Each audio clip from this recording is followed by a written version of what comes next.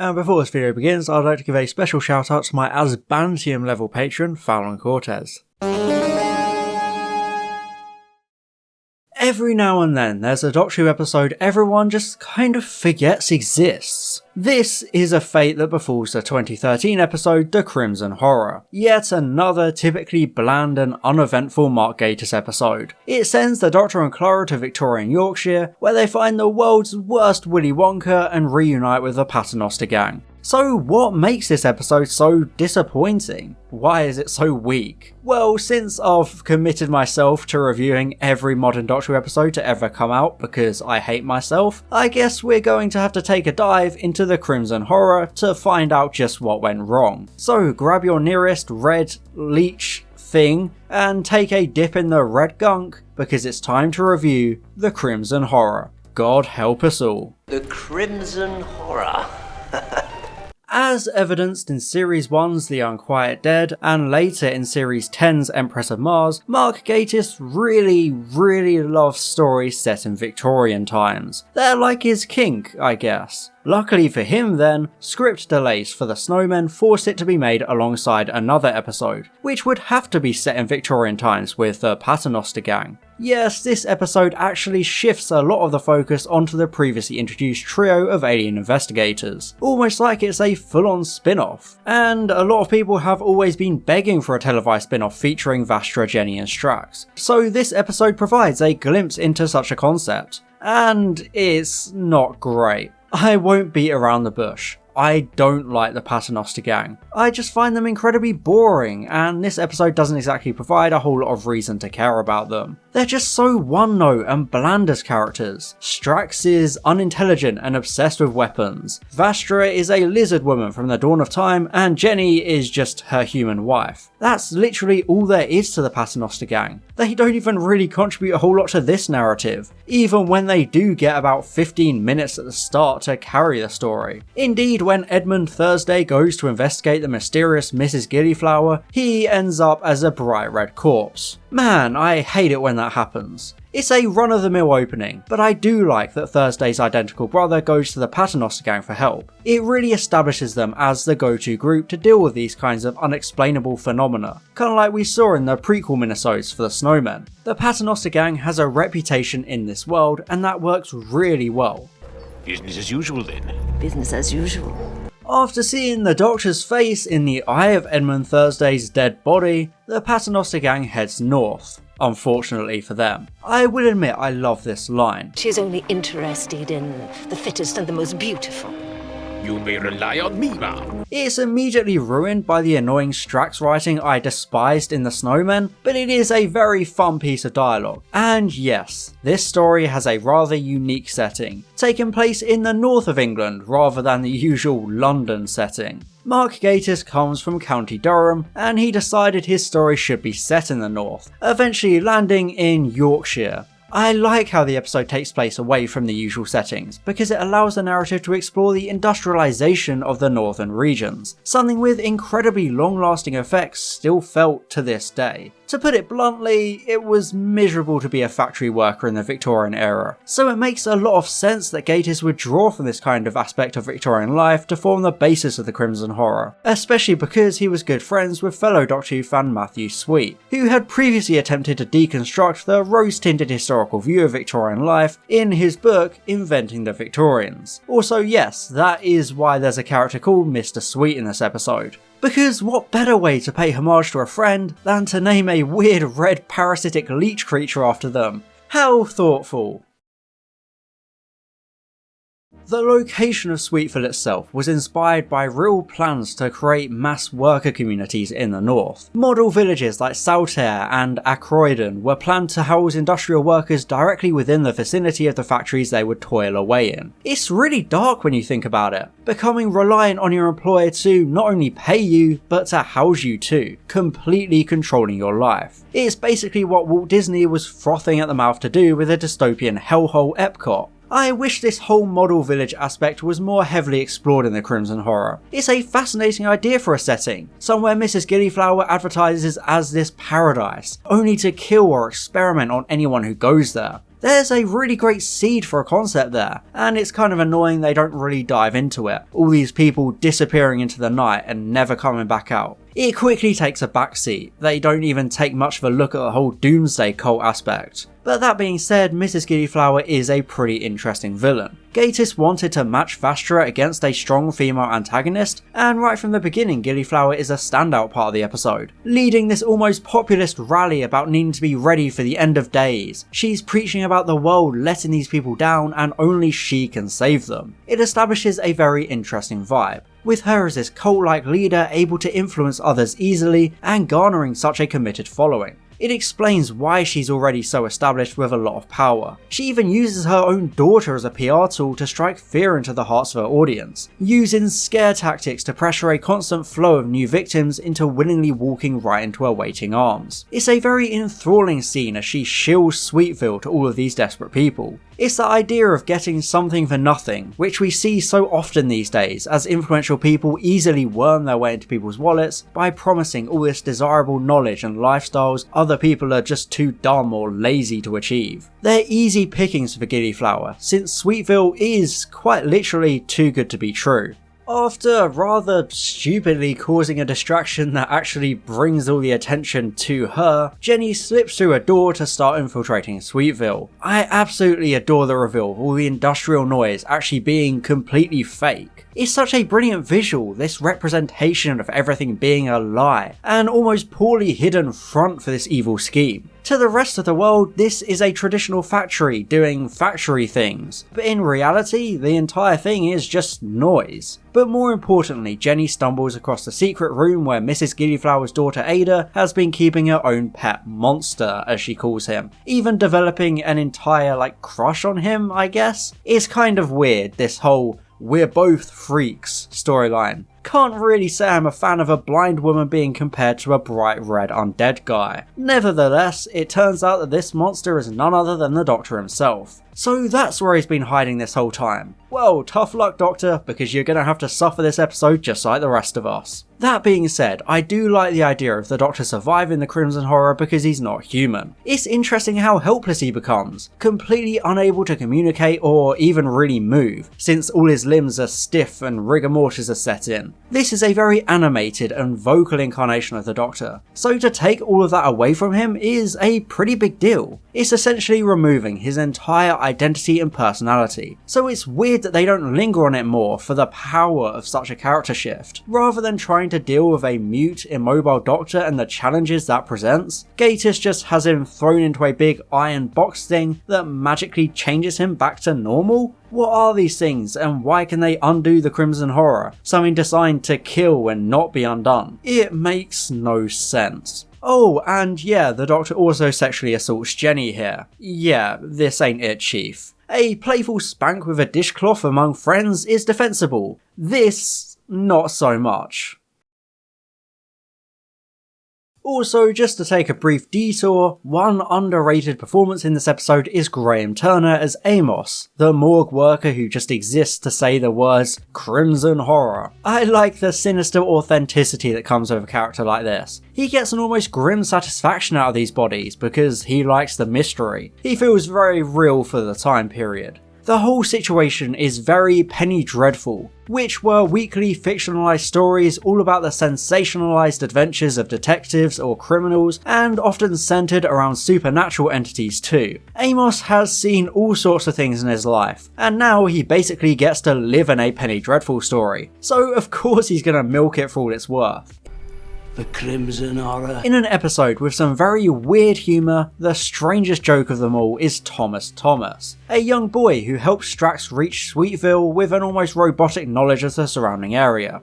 Get it? Because it's like a TomTom satnav? Yeah, it's incredibly stupid and specific. It ages worse and worse with each passing year, and just feels like a really out of place joke for no reason. The episode completely grinds to a halt just to create this joke, and it's not even like it plays a role in the narrative. Who asked for this? I think you will do well, Thomas. Now that the Doctor has been uncrimsoned, we get a nifty sepia tone flashback cluing us in on all the events leading up to the Doctor and Clara disappearing. It's paced very well, all snappy and slick. but I can't help but feel like it's way more interesting than the first 15 minutes of the episode. Sure, they tried something new, but this flashback alone shows how much smoother and more interesting the episode could have been if it unraveled the mysteries in a much more traditional style. It's a lot of fun, especially Matt Smith's abysmal northern accent. Oh, grand.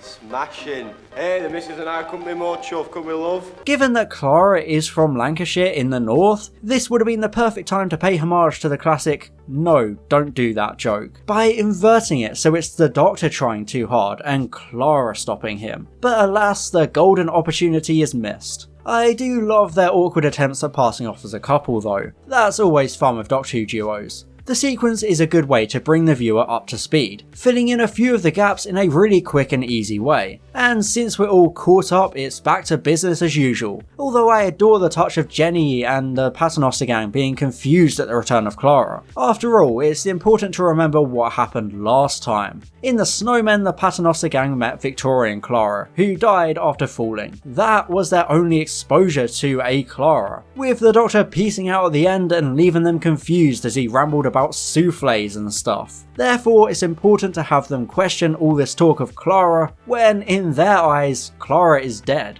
I just think it's some important continuity to address, and the episode does it well. The Doctor just not bothering to explain it all because it's such a faff. It's complicated. Now that the Doctor has escaped, Mrs. Gillyflower decides to accelerate her plans of world domination, even kicking her own daughter to the curb. And yeah, fun fact, this is actually a real mother and daughter, the late Diana Rigg and her daughter Rachel Sterling. It's cute that they get to act together, and it was actually very intentional by Mark Gatiss, who wrote the part specifically for these two actors. Although it must feel kind of weird to play such a toxic family unit, berating your real biological daughter for being imperfect and unworthy of living in society. The quirks of acting, I suppose. Also, since Diana's Rigg's most iconic role was Emma Peel in The Avengers, no, not that Avengers, Jenny gets an action scene in reference. It's fine. Kind of awkward and badly choreographed, but it's fine. It's a way to get Vastra and Strax back into the narrative, since they conveniently happen upon the fight just in time. It's a big place, so they're very lucky. And the scene also flanderizes Strax even more, basically treating him like a child on a sugar rush. Because that really respects his origin as a super elite warrior from a clone race able to invade the Earth and even Gallifrey with ease. Really making him feel like a Centauran with all this. Yeah, amazing, great job. The gang's all here, so it's finally time to actually get the ball rolling. Yeah, it only took 27 whole minutes. Mark Gatiss out here doing his best Chris Chibnall impression. I do like how the story integrates Vastra by using her Silurian background. Since the Crimson Horror is a plague her people faced a millennia ago, it's a good way to actually make her feel relevant and not like a gimmick. Since, you know, she's a lesbian lizard and the show never wants you to forget that. Having her know about the Red Leech and the danger it poses is a good way to add a sense of the threat being close to home. It's like when the Doctor instantly recognises an alien race or villain, able to directly inform us as a viewer of the severity of the threat. This is something Vastra knows and actively fears, despite being such a badass, fearless character. So within one scene, we instantly learn to fear it ourselves because there's that previous history. It's just a shame the whole Red Leech thing is yet another unoriginal part of the episode.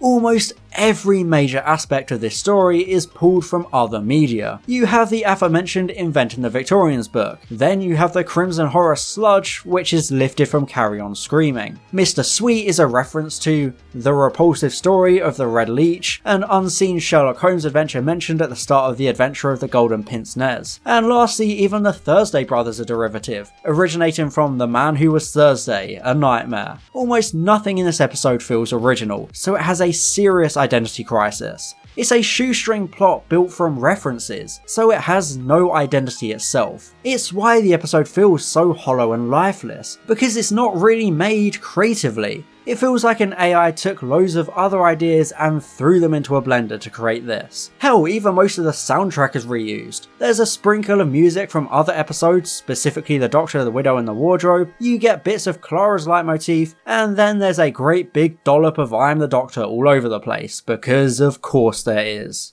Mrs. Gillyflower is building a giant rocket to pump full of the Crimson Horror venom and shower the world with it. She's basically walked right out of some comic book.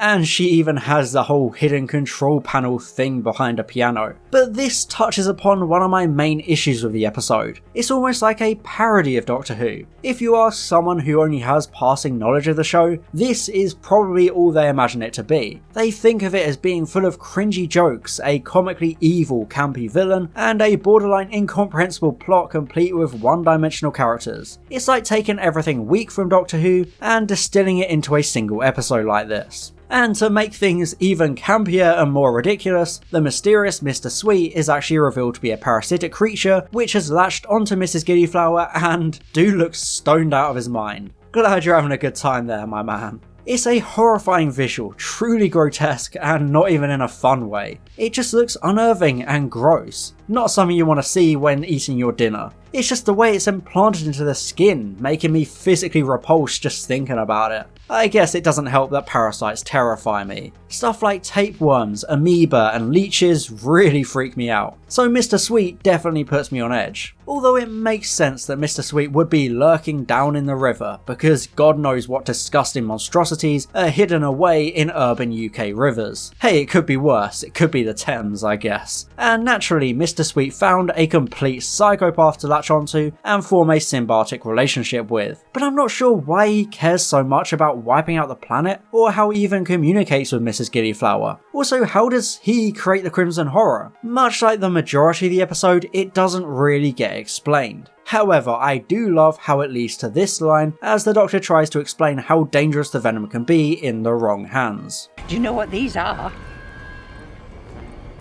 The wrong hands. I don't quite get Mrs. Gillyflower's plan. She wants to destroy all of humanity with the venom because she thinks they're impure and ugly. So after doing that, she'll send her elite fighting force of models out to repopulate the planet and prosper? But why? Is she just obsessed with eugenics or something? She's always going on about the strong and attractive surviving the end of days, but why them specifically? How will anything be different just because everyone looks a slight bit prettier? Her scheme makes very little sense. And also, apparently she experimented on her own daughter, blinding her in her attempts to produce an antitoxin. Because of course she did. I feel like this is meant to be some huge, earth-shaking revelation, but the episode treated Ada like such a one-dimensional afterthought that you just don't care about the portrayal. It completely falls flat. Although hey, imagine getting to smack your own mother with a walking stick as part of your job. Again, family acting is kind of weird.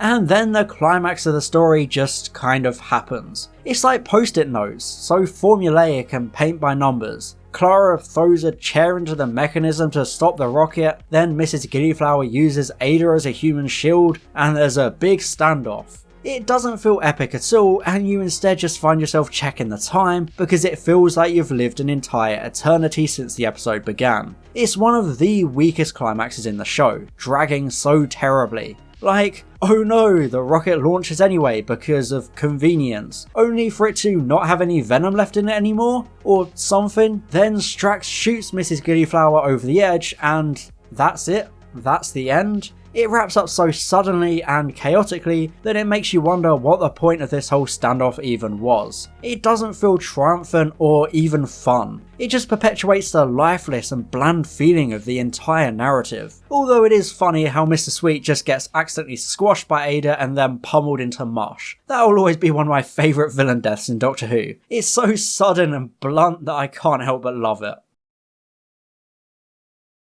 And then it's time for the post-action, because surprisingly, despite how long it feels, this episode actually underran. So they fluffed it out a bit to pad the runtime. Ada decides to live her own life, which is nice, although as I mentioned, there's no attachment to the character. However, I do like the Doctor's "I'll explain later" moment regarding Clara. It's not even something he can explain to the Paternoster gang, especially because he barely even understands it all himself. It's just a mess, so he finds it easier to just fly off as per usual. But the real kicker is when Clara returns home from yet another adventure, only to find that Angie and Artie have found badly photoshopped pictures of her previous previous journeys through time. I find it so funny how badly the Hyde photo is edited. You can tell this was a concept they came up with after that episode was already filmed at the beginning of the production schedule, since they clearly didn't think they would need to take a natural photo of the 4 characters. Instead, the Doctor and Clara are just shoehorned in like the 9th Doctor in photos back in Rose. I'll never get over Doctor's inability to create believably edited photos. I think they do it on purpose at this point as some sort of inside joke.